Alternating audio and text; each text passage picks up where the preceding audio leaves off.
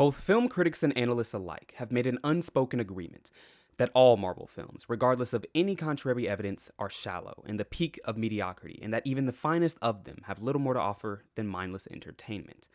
That much is obvious. The question is, though, are they right?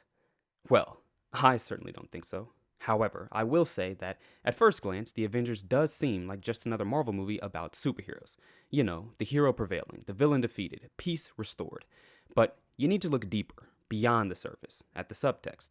Once you examine the cinematography, the lighting, the characters, the dialogue, you'll come to realize, just as I have, that the film is actually a meta-commentary on the deep, intangible despairs of depression, our desire for community, race relations, and, of course, the dangers of infrequent masturbation. Oh, you don't believe me. You think that I'm misinterpreting or, even worse, joking. Well, how about this?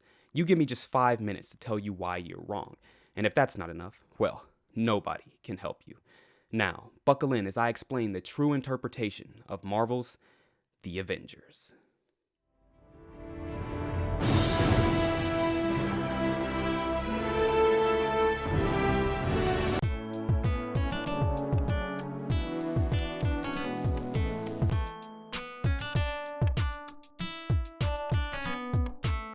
As the film begins, we see the Marvel logo shown through a collection of some of its most iconic comics.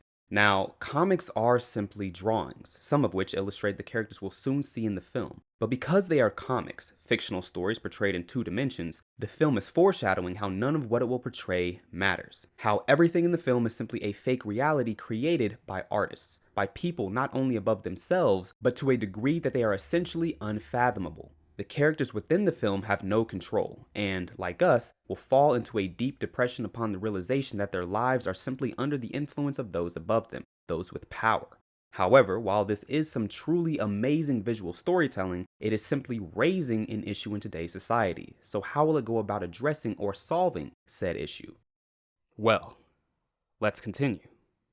The film opens up with what appears to be a robed man talking to an empty chair. On the surface, this may seem like an attempt to draw us further into the film by initiating some type of narrative, but upon closer inspection, it's clear that his hands have become dry and wrinkly, likely resulting from a lack of moisturizer. Most great movies explore their themes with subtlety, and a film such as The Avengers is no exception. Although there is no close-up or direct reference to his hands, the subtext of the scene remains the same. That, in our ambition, in our desire to improve our social standing, we cannot overlook our own health and well-being. This man has clearly attained a level beyond many of his peers, but through this subtle inclusion of his hand, the only bare skin of his we see, we can conclude that it was at the cost of his own body and comfort. In short, he needs to apply lotion to his hands to moisturize, and then simply jack off to relax and settle his mind. The film continues, likely out of compulsion to provide more evidence for themes it's already established and perhaps even initiate more. We see the Tesseract open a portal to another part of space. What you need to understand about film is that everything is there for a reason. Everything you see on the screen was meticulously crafted and chosen over alternatives. But because these decisions are so ubiquitous within every film, it's easy to overlook them.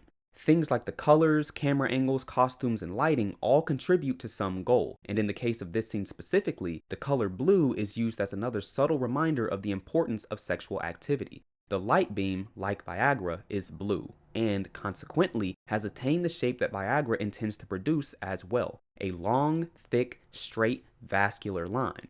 In case the metaphor wasn't clear enough, and in my opinion, perhaps too obviously, after the line ejects, it goes directly into an opening, and upon a sort of climax, erects or brings life to an entirely new being, further symbolizing the idea of sexual intimacy and the value of fertility. As we move deeper into the film, we see Black Widow being interrogated. Now, the specific circumstances under which this interrogation takes place don't really matter. What I'm interested in is this shot. Here's an incredible example of how to use imagery to convey your themes. It may not seem like it now, but this is truly one of the best visual metaphors ever put to film, at least in the last 250 years or so. Let me explain why. We observe her through a reflection where we don't see her face, where she cannot see herself. Like a person overwhelmed with guilt, she cannot face herself, and so avoids mirrors. Her self-loathing has become so enveloping that she doesn't even want others to see her, so she turns away from these reflections as well. They also use a mirror to show how this reflects our own lives. In this scene, Black Widow is acting like a conduit for our own inadequacies. She represents our inability to live up to our own expectations and the subsequent pain and depression that comes with such a life. Moving on, everyone thinks that Marvel started to tackle racial issues with Black Panther, when, in fact, it started much earlier. For example, throughout the Avengers, Nick Fury is seen talking to an anonymous board of suits, the Council. When we first see them, they are framed through a low angle, giving them power. Their faces have been almost entirely shadowed out, symbolizing the mostly anonymous cohort of actors that influence the lives of those below them. The camera then turns towards Nick Fury, but as it does so, moves up as well and ends up looking down on him, placing him in a position of weakness and inferiority. If you hadn't heard, in America, people of color have historically gotten, and still to this day get, abused most often, and this subtle camera movement and framing perfectly illustrates this idea.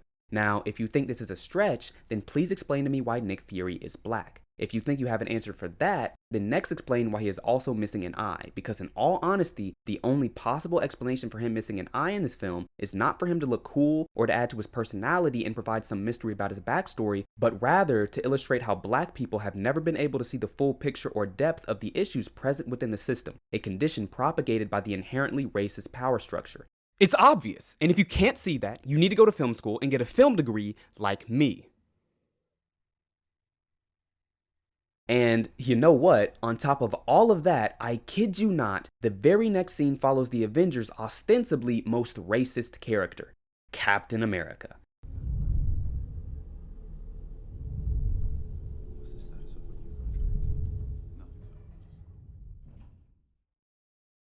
It cuts directly from a shot of Samuel L. Jackson, a prominent black actor, to Captain America, furiously punching while thinking of violence and destruction. Although cuts can draw a sharp distinction between two ideas, they can also bridge or draw some parallel between them. And in this scene, the edit is connecting these ideas and showing that Captain America clearly wants to harm this black man. There's no point in debating this. It's clear as day. Now, a bit later, we see Captain America, Iron Man, and Thor fighting one another. Hey! That's enough! Coincidentally, all three of them are wearing red, and though they all wear it to differing degrees, with Iron Man showing the most and Captain America showing the least, because of the red linking them together, they all represent the same idea. That no matter our upbringing, no matter our social class, no matter our hair color, eye color, body type, or skin color, we all bleed the same blood, represented by the red, and we are all human and should not discriminate against one another. Now, the degree to which they each believe this is reflected in the amount of red they wear, and since Captain America wears the least red, his opinion on the idea only goes up to body type. Just as some of the earlier scenes with the character illustrated, Captain America's views on equality do not extend to eye color, hair color, and especially skin color. Now, don't fret, the film does not endorse such beliefs. In fact, it ridicules them. Why else do you think they had him wear such a ridiculous costume? It's to show just how outrageous his beliefs are and how nobody should take them seriously. It's quite impressive how they managed to subtly disavow Steve's ideas. I do wish though that they had taken a more overt stance so as to not leave any room for interpretation. But let me say, if you couldn't already tell, The Avengers is one of contemporary cinema's most outspoken films with regards to race relations and progression of toxic ideologies. Face it. But let's move on. As the film continues, we return to the helicarrier. We see the soon-to-be Avengers gathered around a table to figure out a plan forward. Towards the beginning of the encounter, Iron Man points out one of the soldiers playing Galaga rather than doing his job. That man is playing Galaga.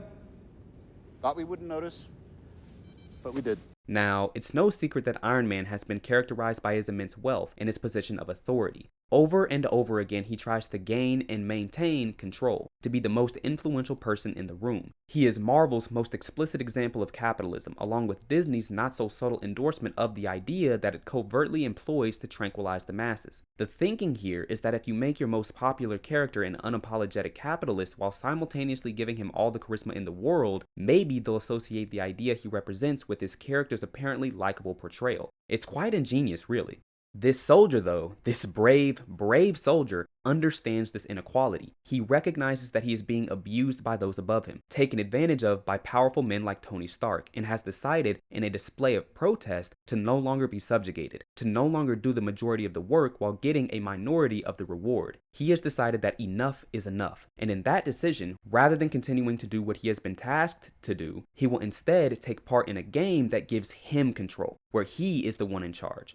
To further symbolize this man's position, Galaga is a game where you are one ship against an onslaught of enemy ships. You have no allies. You are alone. You are the only one who sees the truth. You will fight until you have no breath left, and you will be damned if anyone tries to stop you. This is yet another excellent example of the seemingly insignificant periphery moments that so elegantly elevate the meaning of a film and make its rewatchability so much more rewarding.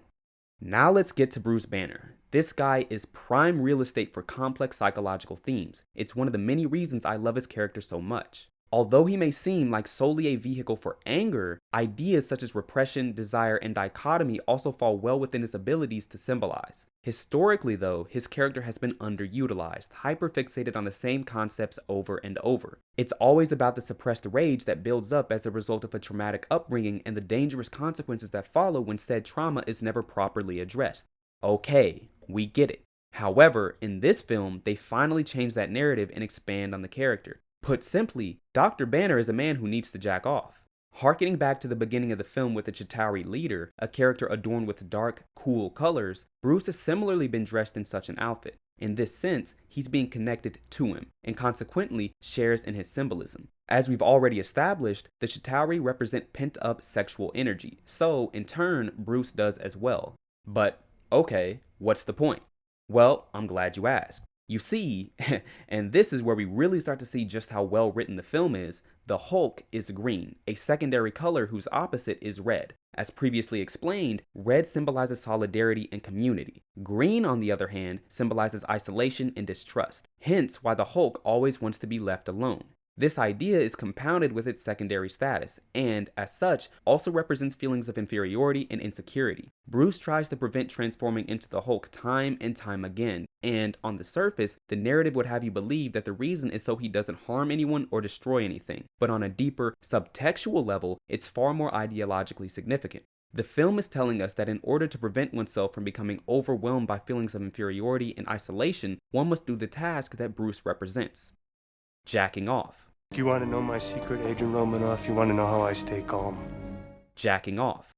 Later, after Hulk falls from the helicarrier, Bruce awakens in the nude. He is then greeted by an elderly fellow who strikes up a conversation. The old man acknowledges the strangeness of what he's witnessed, a green behemoth plummeting towards the earth only to regress into a smaller, whiter man. Since the dawn of humanity, or shortly thereafter, young and old people have been at odds. Generations have repeatedly fought against one another in a battle for supremacy as one tries to maintain the world they built while the other tries to change it. In an attempt to explain such an outrageous event, this old man asks whether Bruce is an alien. You an alien? What? From outer space, an alien. He goes on to say that Bruce has a condition, implying some relationship between being human and being mentally ill. Well then, son, you've got a condition. Not only does this brief exchange highlight the distorted view society used to have towards those with mental issues, but it also illustrates the desire of Disney to subtly inject themselves into American politics, specifically through legislation regarding immigration, hence the abundant use of the word alien. Now, if these ideas seem disconnected, that's because they are. Though the film has done a great job of hinting at many of these more inconspicuous ideas, it hasn't always paid off, and sometimes these ideas don't work together as well as they'd hoped. Sadly, this is one of those times. Now, you may have thought that we were done with the Viagra references, but I hope you didn't think that I was joking about or exaggerating the validity of said references. Later in the film, Loki and Tony have a conversation wherein the god of mischief attempts to distort the mind of the Tin Man with the use of a little blue item encased by a phallic object, the scepter. Loki, though, try as he might, cannot penetrate his mind because Tony has the unique qualities that prevent such indoctrination. He's smart and charismatic, focused and efficient. He's a beacon of light with a heart that brightens even the darkest room. As further propaganda for the acceptance of capitalistic governance, Tony cannot be influenced by the allures of sex. For, apparently, he has attained that to which we all ought to aspire, and which can only be gained through the same process and system as Tony: capitalism. All performance issues, it's not uncommon. 1 out of 5. Again and again, Disney, with its long arms, imbues its films with subliminal messaging, pushing the masses towards their own subjugation. I do, however, have to applaud them. Though they have the advantage of immense resources and influence, they have still managed to promote their economic ideas under the guise of superheroes, and almost nobody has noticed. Man, it's incredible. I too aspire to be as cool and influential as Disney. Now, after Loki throws Iron Man off of his own building, Iron Man flies back up and makes sure to address Agent Phil Coulson's death, a man whose name not only includes a PH, but begins with one, signifying its importance by putting it first. And there's one other person you pissed off. His name was Phil. The pH is a reference to a scale wherein various aqueous solutions can be tested for their degrees of acidity or basicity. Water, though, has a pH balance of 7, the perfect neutral. Now, if you didn't know, water has been a staple in human development and allowed the species to flourish by invigorating it with life. As a result, many people have claimed that the liquid has certain almost magical properties and has deep primordial connections with systems such as astrology and numerology.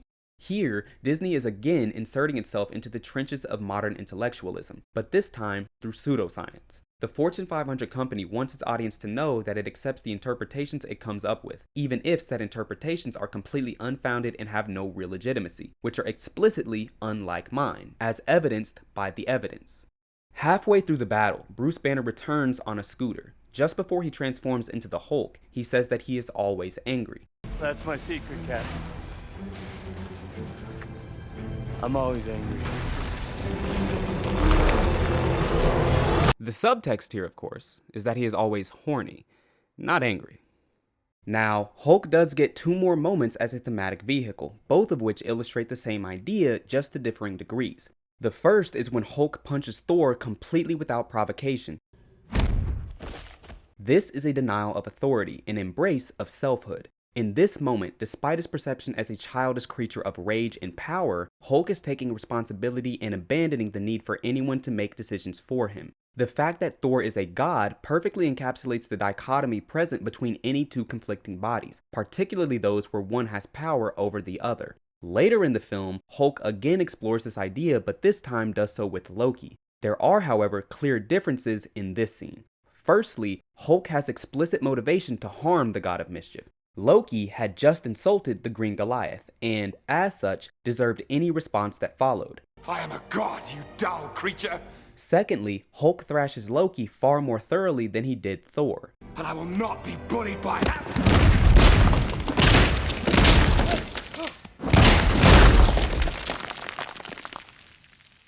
You may think that this is because of what Loki said, but it's actually a bit more complicated than that, because in order to understand the subtext of the scene, you first need to know some history about the characters.